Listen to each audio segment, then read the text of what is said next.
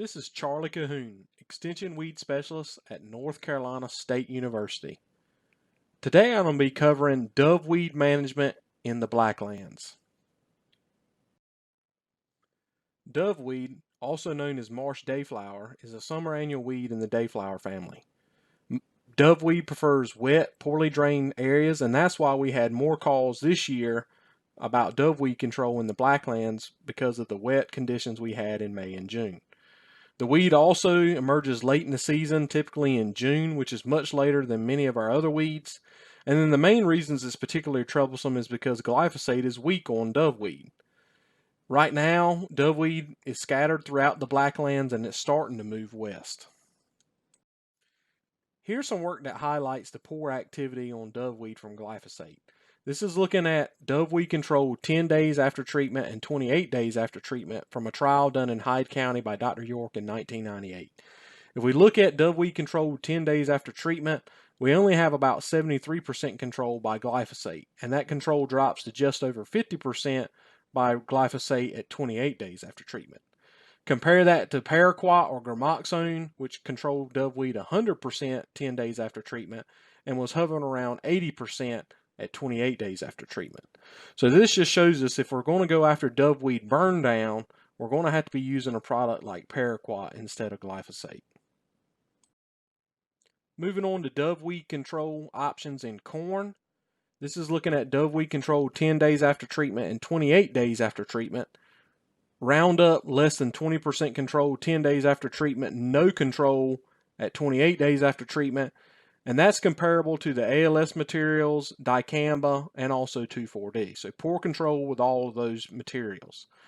Now, options that did give us decent control, atrazine gave us around 80% control 28 days after treatment. Evic, surprisingly, which is a cousin to atrazine, when it was applied with drop nozzles, gave us 97% control 28 days after treatment. And then Liberty, about 70% control 28 days after treatment. So much better than Roundup. Not where we would like to see control at 80% or above, but it could be an option in multiple applications to kind of beat that doveweed back. Although we do have some post-emergence options for controlling doveweed in corn in atrazine, Evic, and to some degree Liberty, management is a little more complicated than that. Like I mentioned previously, doveweed emerges late in the season. Actually, optimum temperature for germination occurs at 77 to 89 degrees Fahrenheit. And we don't typically see those soil temperatures in the Blacklands until around the end of May, early June. And this is well after corn planting and a lot of times well after our post-emergence applications have gone on. So how do we attack doveweed in corn? It's important to remember that doveweed emerges late in the season. So anything that we can do to facilitate early canopy closure will help us deal with that late season doveweed in corn. It's also critical to start the season clean. If you have any doveweed emerged at planting, you need to take it out with paraquat instead of something like glyphosate. And then we need to stay clean throughout the season, relying on atrazine post or Evic post-directed or with drop nozzles. And if you have the option to use Liberty, multiple applications of Liberty will likely do a decent job, although not as good as atrazine or Evic. Now again, the big problem is most of the doveweed is going to emerge after our post-timing in corn. So that means we need something with some residual. Thankfully, one of the families that works in the Blacklands is the group 15s, and they do have activity, residual activity against doveweed. So the things like dual magnum, outlook, and warrant would be something that you could put in your post application that would give you some residual activity against doveweed and keep that crop clean further into the season. Now, how about doveweed management in cotton?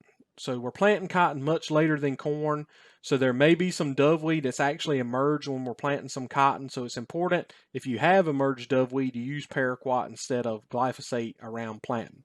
Thankfully, we have a group 15 in the form of warrant that can be used pre-emergence on cotton, so that would be a good option in combination with paraquat for some early season residual control of doveweed. And then it's important to stay clean and stay ahead of that doveweed emergence with the post residuals, dual magnum, outlook, and warrant.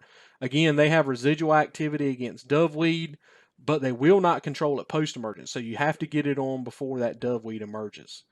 Now, a lot of folks ask about first rate, post-directed, or lay-by, and that is not currently labeled for cotton. Dr. York did do a lot of research in support of this application.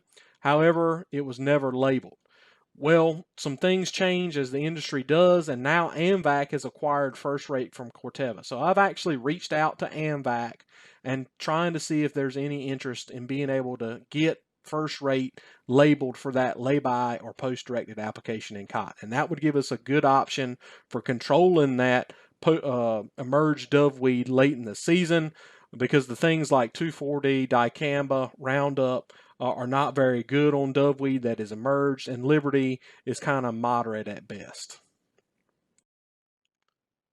From an integrated standpoint, it's important to look at what we can do for doveweed control in our rotational crops. And one of my first recommendations to growers that have difficulty with doveweed is to rotate to soybeans.